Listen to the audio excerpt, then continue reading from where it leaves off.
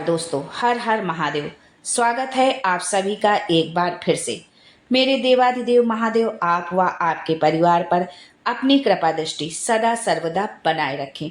दोस्तों, यदि आप अपनी लाइफ में नया कुछ सीखना चाहते हैं और हमारे चैनल पर पहली बार आए हैं तो चैनल को सब्सक्राइब करके बेल आइकन जरूर दबाइएगा। सबसे पहले तो हमारी सभी माताओं बहनों को हरतालिका तीज की बहुत ढेर सारी शुभकामनाएं। माता पार्वती भगवान भोलेनाथ जो है उनके सुहाग को जो है अटल रखे, उनके पति को लंबी उम्र दे, इसी कामना के साथ हम वीडियो को शुरू करते हैं। दोस्तों, कोई भी यदि हम व्रत उपवास करते हैं, कोई भी पूजा पाठ करते हैं, तो यदि उनके नियमों का पालन हम नहीं करते हैं तो हमें उसके पूर्ण फल की प्राप्ति नहीं होती है। उसी प्रकार यदि आपने हरतालिका तीज का व्रत रखा हुआ है और यदि आपने कथा पढ़ा नहीं है या सुना नहीं है तो ये हमारा व्रत जो है अधूरा रह जाता है। यदि आपके घर में कोई पंडित पुरोहित पूजा कराने आते हैं तो उनसे आप कथा को जरूर सुने, और यदि मान लीजिए कोई नहीं आता, आप स्वयं भी करते हैं तो कुछ बुरा नहीं है, आप स्वयं भी इस कथा को पढ़ सकते हैं। और यदि मान लो पढ़ आप नहीं सकते हैं तो आप इस वीडियो के माध्यम से इस कथा को सुन सकते हैं, जिससे कि आपका व्रत जो है पूर्ण हो और भगवान भोलेनाथ माता पार्वती का जो है आशीर्वाद आपको प्राप्त हो। तो कथा में आगे बढ़ने से पहले आपसे रिक्वेस्ट करती हूँ कि वीडियो को लाइक करिएगा, दोस्तों को शेयर कर दीजिएगा, और अगर आपने अभी तक चैनल को सब्सक्राइब नहीं किया है तो चैनल को सब्सक्राइब करके बेल आइकन जरूर दबाइएगा। एक बार भगवान शिव ने पार्वती जी को उनके पूर्व जन्म का स्मरण कराने के उद्देश्य से इस व्रत के महात्म्य की कथा कही थी। श्री भोले शंकर बोले, हे गौरी, पर्वतराज हिमालय पर स्थित गंगा के तट पर तुमने अपनी बाल्यावस्था में 12 वर्षों तक अधोमुखी होकर घोर तप किया था। इतनी अवधि तुमने अन्न न खाकर पेड़ों के सूखे पत्ते चबाकर व्यतीत किए। माघ की विकराल शीतलता में तुमने निरंतर जल में प्रवेश करके तप किया। वैशाख की जला देने वाली गर्मी में तुमने पंचाग्नि से शरीर को तपाया। श्रावण की मूसलाधार वर्षा में खुले आसमान के नीचे बिना अन्न जल ग्रहण किए समय व्यतीत किया। तुम्हारे पिता तुम्हारी कष्ट साधित तपस्या को देखकर बड़े दुखी होते थे, उन्हें बड़ा क्लेश होता था। तब एक दिन तुम्हारी तपस्या तथा पिता के क्लेश को देखकर नारद जी तुम्हारे घर पधारे। तुम्हारे पिता ने हृदय से अतिथि सत्कार करके उनके आने का कारण पूछा। नारद जी ने कहा, गिरिराज, मैं भगवान विष्णु के भेजने पर यहाँ उपस्थित हुआ हूँ।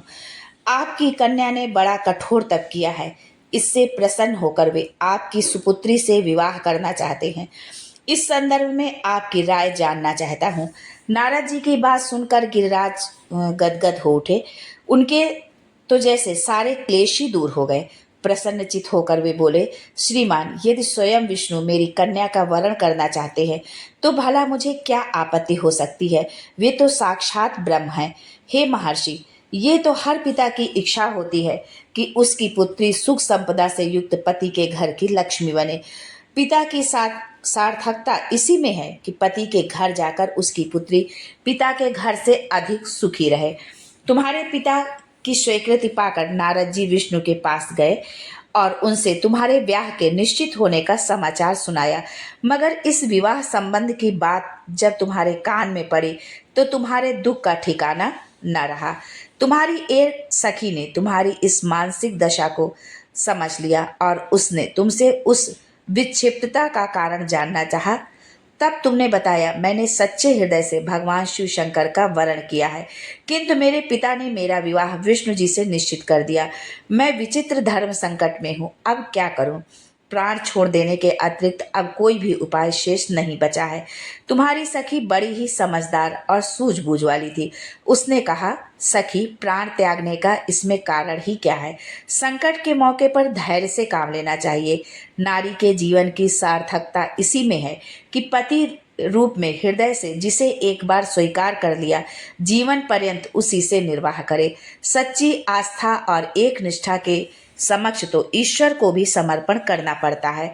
मैं तुम्हें घनघोर जंगल में ले चलती हूँ, जो साधना स्थली भी हो और जहाँ तुम्हारे पिता तुम्हें खोज भी ना पाए। वहाँ तुम साधना में लीन हो जाना। मुझे विश्वास है ईश्वर अवश्य ही तुम्हारी सहायता करेंगे। तुमने ऐसा ही किया। तुम्हारे पिता तुम्हें घर पर न पाकर बड़े दुखी तथा चिंतित हुए। वे सोचने लगे कि तुम जाने कहाँ चली गई। मैं विष्णु जी से उसका विवाह करने का प्रण कर चुका हूँ। यदि भगवान विष्णु बारात लेकर आ गए और कन्या घर पर न हुई तो बड़ा अपमान होगा।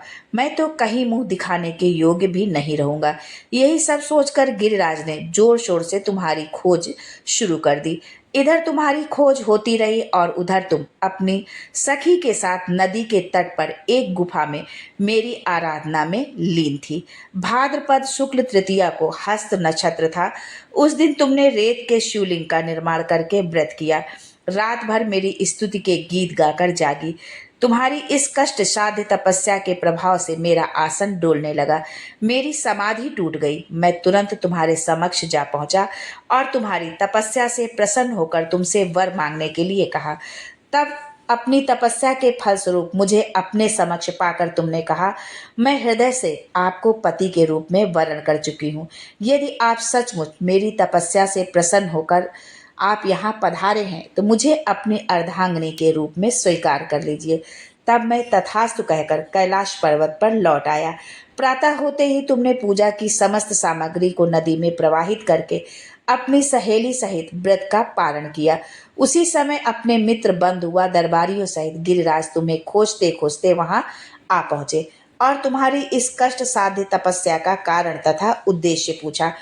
उस समय तुम्हारी दशा को देखकर गिरिराज अत्यधिक दुखी हुए और पीड़ा के कारण उनकी आंखों से आंसू उमड़ आए थे।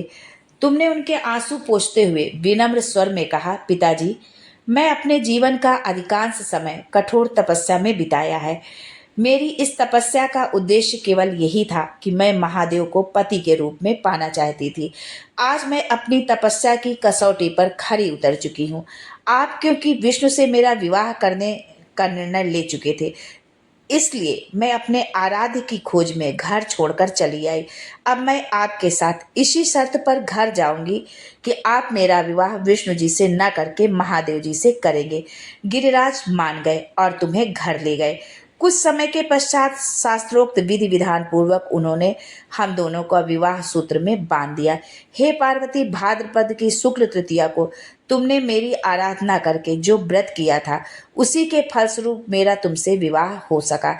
इसका महत्व ये है कि मैं इस व्रत को करने वाली कुंवारियों को मनोवांछित फल देता हूँ।